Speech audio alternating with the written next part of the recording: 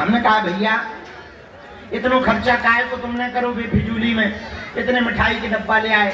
उसने इतनी विचित्र बात कही, बोले गुरुजी जब हम पिछली साल यहाँ आए थे तो दीपावली का ही टाइम था और हम कर्जा में थे, मरने के हिसाब से घर से निकले थे, पर लोगों ने कहा कि बागेश्वर बप्पा सबकी सुना, एक बार अजमावे के लाने आ गए थे, लेकिन आपने दीपावली के दिन चलते चलते हमें एक मिठाई को डब्बा दे दो।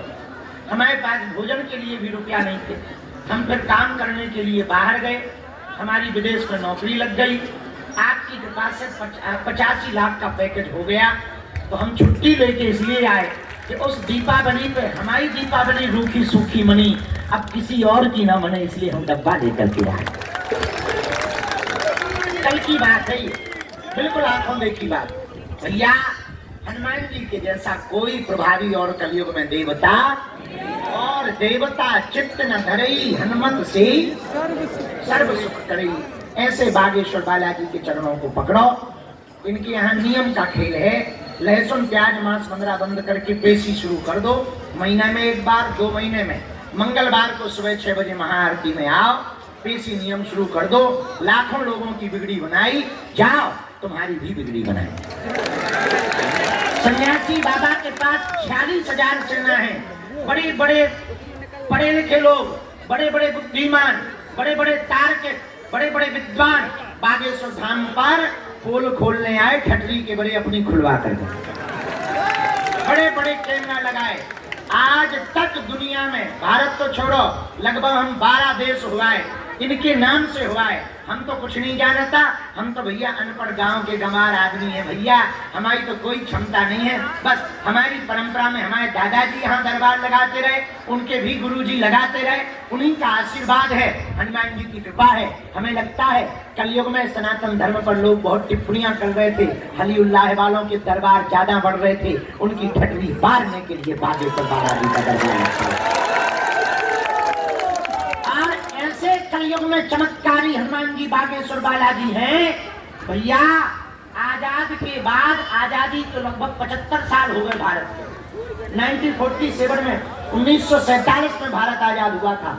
आजादी के बाद भारत में पहली बार ऐसा हुआ, वो केवल बागेश्वर हनुमान जी के दरबार में हुआ। 3 दिन के अंदर प्रधानमंत्री और राष्ट्रपति जी दोनों दर्शन करने बागेश्वर धाम आए। 23 फरवरी को प्रधानमंत्री जी आए और 26 को राष्ट्रपति महोदय आए। 3 दिन के अंदर, मात्र 72 घंटे में दोनों लोग बालाजी के दर्शन करने आए। और तो सुनो, प्रधानमंत्री जी का कार्यक्रम 1 घंटा का था। अधिकारी बोले जल्दी चले जाएंगे, हमका चले जाए भैया, बड़े आए। लेकिन जब वो मंदिर पे आए, बोले शास्त्री जी मंदिर नहीं है। हमका मंदिर जरूर छोटा है, हनुमान जी तो बहुत छोटे, बहुत पावरफुल है। और हमने मन ही मन में कहा, महाराज साहब बिच्छू चाहे छोटो हो चाहे बड़ो,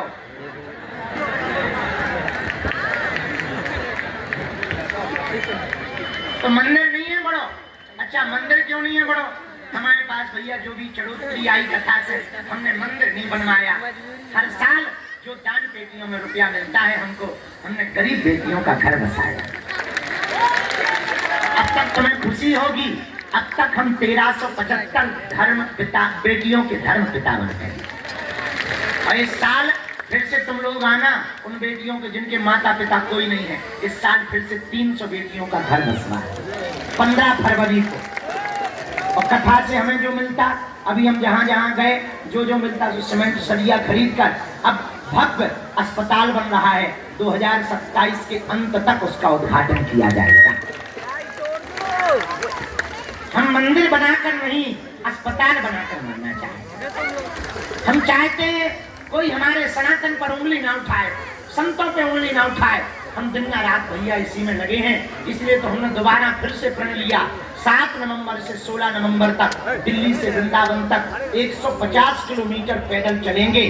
दिल्ली से वृंदावन तक 3 प्रदेशों में जाएंगे, दिल्ली, हरियाणा, उत्तर प्रदेश। 9 दिनों में चलेंगे, 9 रातों में रुकेंगे। जहां रात हो जाएगी वहीं रुकेंगे।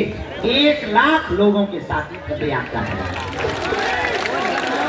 कौन कौन चल रहा वृंदावन? हमें जाने। हिंदू राष्ट्र बनाने के लिए चलोगे? पक्का? पक्का? अच्छा बताओ, भारत हिंदू राष्ट्र होना चाहिए? ये दीपावली पे ज्ञान दे तागी के लगे, समझ जाओ, हम नाम भी ले सकते हैं। टोपी वाले, अरे मैच की टोपी वाले, गलत मत। तो कुछ लोग ज्ञान देते हैं पटाखे नहीं जलाने चाहिए, हमने तो कहा पूरी बोरी बोरी। आओ देखो, तुम छेड़ोगे हम छोड़ेंगे, चाहे जो हो जाए।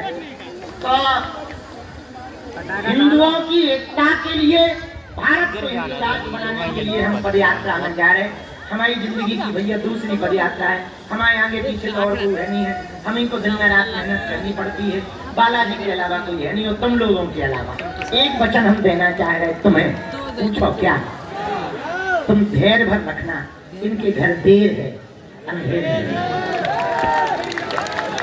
इन्होंने सबकी बिगड़ी बनाई, तुम्हारी भी बनाएंगे, लेकिन तुम्हें नियम का पालन करना पड़ेगा और धैर्य रखना पड़ेगा। इन्होंने सबकी सुनी, जब तक तुम्हारी ना सुन लेंगे तब तक हम इनके चरणों में प्रार्थना करते हैं। हम जानते मानते कुछ नहीं, हम तो बस प्रार्थना जानते हैं। उनकी कृपा से सब काम हो जाता है, बालाजी की दया से काम हो जाता है। वो भैया बहुत दयालु है, इनके जैसा कोई दूसरा कलयुग में दयालु नहीं। अष्ट सिद्धि नौ निधि के असबर दीन जानकी माता, ऐसे हनुमान जी है कलयुग के राजा श्री बागेश्वर बालाजी। भारत विदेशों में जो हाउ डू यू करते हैं वो भी सीताराम है।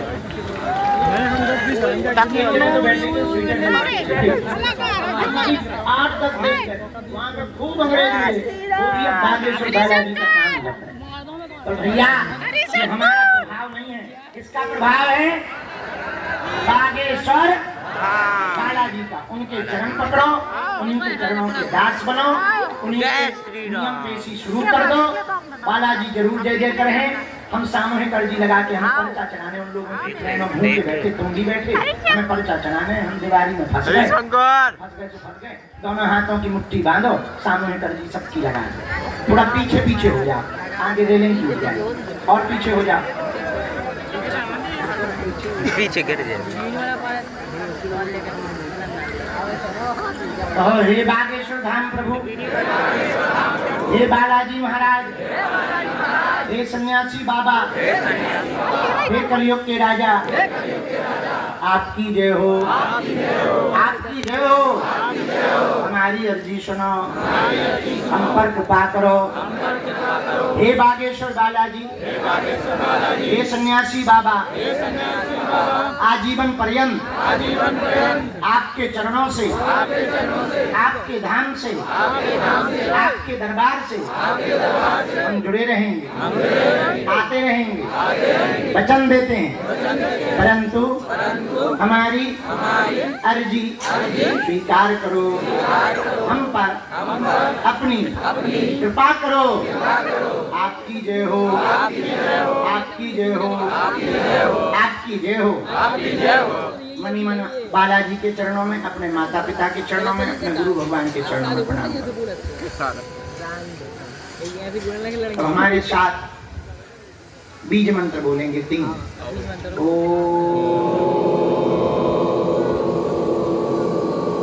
बागेश्वराय नमः। हम हनुमते नमः। सन्यासी देवाय नमः। मणिमन बालाजी के चरणों में, दादा गुरु जी के चरणों में प्रणाम करो। बालाजी से प्रार्थना करो कि आपकी अर्जी स्वीकार करवें।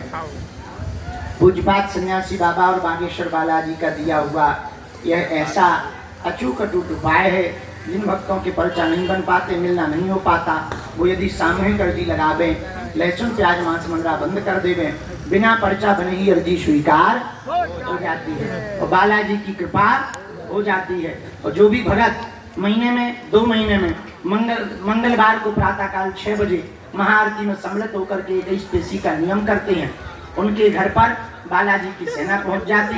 स्वप्न में 2 दिन तक बंदर दिखाई दे रहे, समझ जाना तुम्हारी अर्जी लग गई।